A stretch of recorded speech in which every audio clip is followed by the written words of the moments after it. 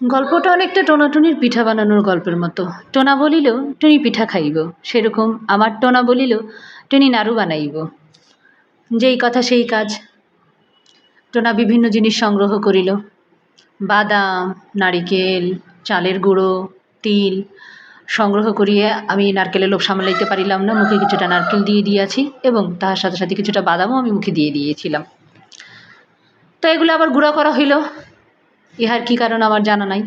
চালের গুঁড়া করা হইল, বাদামের গুঁড়া এটা, তাহার পরেরটা চালের গুঁড়া এবং তাহার পরেরটা তিলের গুঁড়ো, এগুলো করিয়া রাখা হইল একপাশে। তাহার পরে গুড় দিয়া সেগুলোকে মাখাইয়া মাখাইয়া একটি বড় ছেনির ভিতরে আনা হইল।